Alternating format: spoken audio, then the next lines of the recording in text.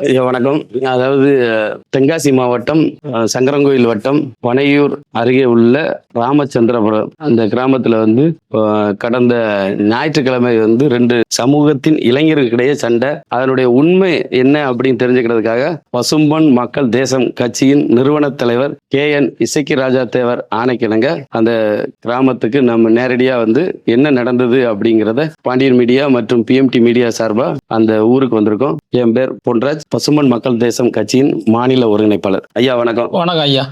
கடந்த ஞாயிற்றுக்கிழமை நம்ம தேவர் சமூக இளைஞர்களுக்கும் மாற்று சமூகத்தினுடைய இளைஞர்களுக்கும் ஒரு அடிதடி நடந்திருக்கு.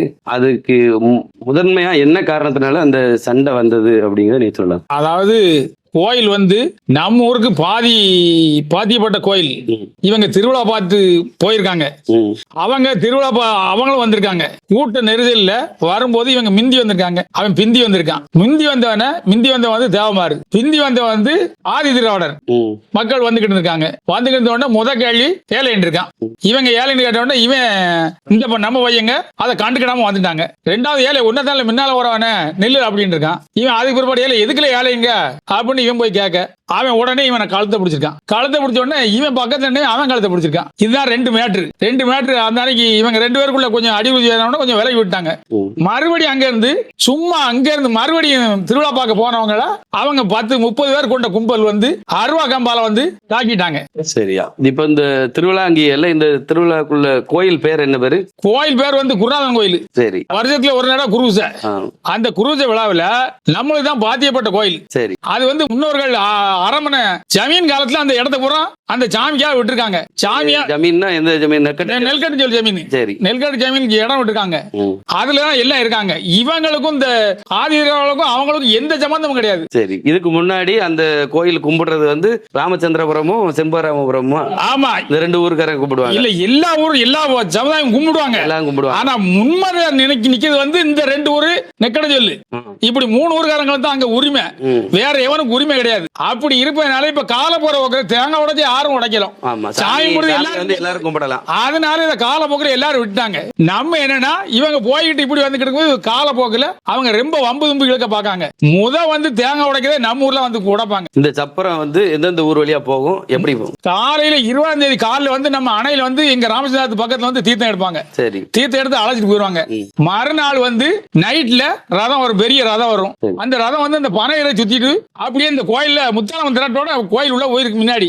இப்போ ஒரு சுமூகமான காலங்கள்ல சுப்பியாவிலையும் ஒரு நாடாரு அவங்க 2 பேரும் ஒரு பெரிய தலைமையா இருக்காங்க. அதனால இங்க வர்றது அப்படி வரட்டுமே அப்படின்னு சொல்லி அவங்க பனையூர் ஊருக்குள்ள அப்படி கூடி வரட்டுமே அப்படின்னு சொல்லி எஸ்சி தெருவுக்குள்ள போயிருக்கு. சரி.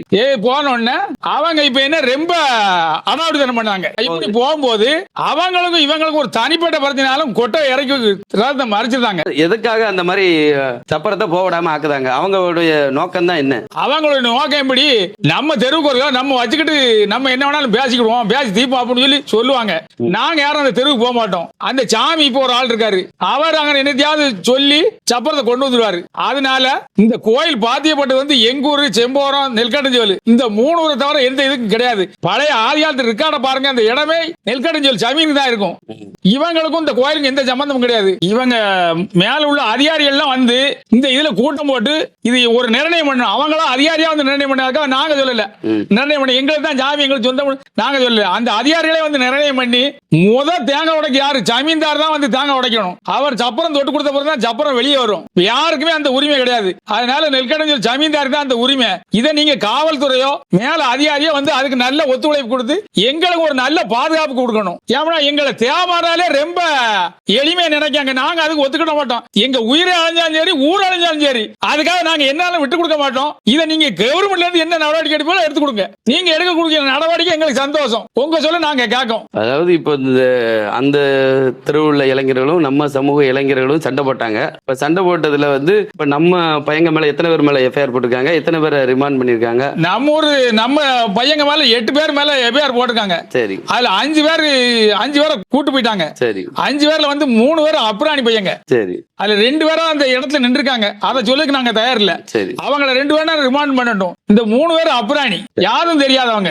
அவங்களுக்கும் அவங்க தெருவுக்கும் இந்த சம்பவம் நடந்தது 2 கிலோமீட்டர் தூரம் இருக்கும். சரி. எங்களுக்கு வந்து ஒரு 100 மீட்டர் தூரம் இருக்கும். 100 மீட்டர் தூரத்துல எங்க சொந்தக்காரங்க அங்க பக்கத்துல இருக்காங்க. அதனால அங்க வீட்டுல போய் பக்கத்துல இருக்க போக செய்வாங்க. இந்த சம்பவம் நடந்து வந்து அவங்க இருக்கிறதுக்கும் இதுக்கு வந்து 2 கிலோமீட்டர் இருக்கும். 2 கிலோமீட்டர் தாண்டி 30 பேர் கொண்ட கும்பல் வந்து அருவாக்கம்போட வந்து ரொம்ப தாக்கியிருக்காங்க. அதுக்குரிய வீடியோ ஆதாரம் எல்லாம் இருக்கு. இதுக்கு நீங்க காவல்துறை எல்லா அதிகாரியும் சேர்ந்து இதுக்கு ஒரு முடிவு எடுத்து ஒரு 10 பேரா தூக்கி ரிமாண்ட்ல வச்சா எங்களுக்கு நிம்மதியா இருக்கும். நாங்கள் நிம்மதியா தூங்க முடியும். வணக்கம். தென்காசி மாவட்டம் சங்கரன்கோயில் வட்டம் வனையூர் அருகே உள்ள ராமச்சந்திரபுரம். இந்த ஊர் வந்து நெக்கட்டஞ்செவல் ஜமீனுக்கு பாத்தியப்பட்ட ஊர்.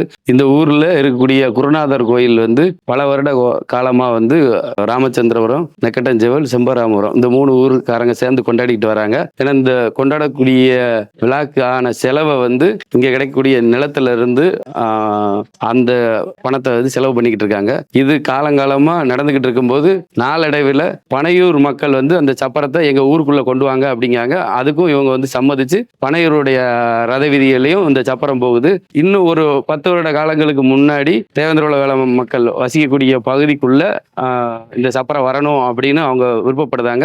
அப்படிங்கும்போது கவர்மெண்ட் வந்து சாமியை வந்து எல்லாரும் கும்பிடலாம் அப்படிங்கிற ஒரு நோக்கத்தோட அவங்க தெருவுக்கும் இப்ப வந்து சப்பரம் கடந்த 10 வருடமா போய்கிட்டு இருக்கு.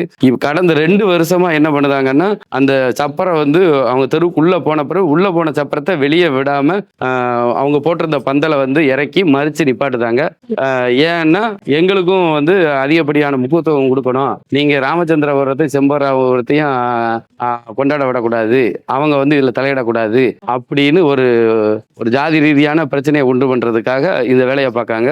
இந்த வேலைக்கு இந்த மாதிரி அந்த சமூக மக்களை வந்து தூண்டி விடுறது யாரு அப்படின்னா பத்மநாதன் அப்படிங்கிறவர் தான் அந்த சமூக மக்களை வந்து தூண்டி விடுறாரு. இந்த வருடம் அவர் அங்க உள்ள இளைஞர்களை தூண்டி விட்டு சேவை சமூக இளைஞர்களுக்கும் அவங்களுக்கும் பிரச்சனை உண்டாகுது. இந்த பிரச்சனை அவங்க வந்து 2 கிலோமீட்டர் தள்ளி வந்துதான் இவங்களை அடிச்சிருக்காங்க. அவங்க ஏரியாவுக்கும் இவங்களுக்கும் ஓரளவு தூரம் தான், சம்பந்தமே இல்லாம வந்து இங்க இறங்கி அடிச்சிருக்காங்க.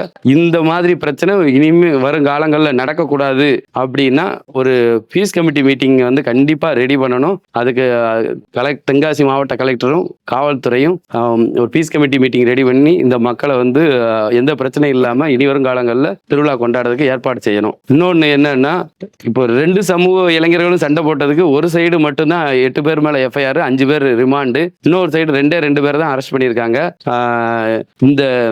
அந்த சமூக மக்கள் மீதும் அந்த வீடியோ ஃபுட்டேஜ் இருக்கு. அவங்க வந்து 20 பேர் கொண்ட கும்பல் வந்து அடிக்கிறதுக்கான வீடியோ ஃபுட்டேஜ் இருக்கு. அந்த ஃபுட்டேஜை வந்து உயரதிகாரி எல்லாருக்குமே நாங்க வந்து அனுப்பியிருக்கோம். அந்த வீடியோ ஃபுட்டேஜில் இருக்கிற அனைவரையுமே கைது செய்யணும் அப்படின்னு நான் கேட்டுக்கிறேன். பொதுவா வந்து தேவர் சமூக மக்கள் எல்லாத்துக்கும் நான் சொல்லிக்கிற கோரிக்கை என்னன்னா, ஒரு பிரச்சனை அப்படின்னா அவங்க நம்ம மேல கம்ப்ளைண்ட் கொடுத்தா நீங்களும் முதல்ல கவுண்டர் கம்ப்ளைண்ட் கொடுங்க. எல்லா ஊர்லயும் இந்த பிரச்சனை தான் ஓடுது. இவங்க வந்து கவுண்டர் கம்ப்ளைண்டே கொடுக்காம அடிச்சாலும் சரி அடிபட்டாலும் சரி ஊரை விட்டு ஓடுறதுலதான் மெயினா இருக்காங்க. முதல்ல தேவர் சமூக இளைஞரும் சரி தேவர் சமூக மக்களும் நீங்க புரிஞ்சுக்கிட வேண்டியது, ஒரு நம்ம மேல ஒருத்தர் எஃப்ஐஆர் ஒரு கம்ப்ளைண்ட் கொடுக்கானா நீங்களும் போய் கம்ப்ளைண்ட் எழுதி கொடுங்க. அந்த கம்ப்ளைண்ட்ல மெயினா வந்து பேரை மென்ஷன் பண்ணுங்க. ஒருத்தர் 2 பேர் தான் முகம் தெரியுது அப்படின்னா இன்னும் 2 பேருக்கு போனை பண்ணி கேட்டு எவன் பேரை சேர்க்கணுமோ அவங்க பேரெல்லாம் கம்ப்ளைண்ட்ல எழுதுங்க. இப்போ மெயினான காரணம் என்னன்னா, இவங்க கொடுத்த கம்ப்ளைண்ட்ல ஒரு ஆளை தான் சொல்லியிருக்காங்கன்னு ஒரு சப்ப காரணம் சொல்லுதாங்க. அதனாலதான் எங்களால அரெஸ்ட் பண்ண முடியல அப்படின்னு காவல்துறை சொல்லுது. நாம இந்த கிராமத்துல விடுங்க, இனிமே தமிழ்நாட்டுல எங்க நடந்தாலும் நீங்க செய்ய வேண்டியது கவுண்டர் கம்ப்ளைண்ட் கொடுக்கணும். அந்த கம்ப்ளைண்ட்ல யாரை சேர்க்கணுமோ எல்லார் பேரையும் சொல்லி பழகுங்க. அடிச்சாலும் சரி அடிபட்டாலும் சரி ஊரை காலி பண்ணி ஓடாதீங்க. கவுண்டர் கம்ப்ளைண்ட் கொடுக்கறதுக்கு பழகுங்க. நன்றி, வணக்கம்.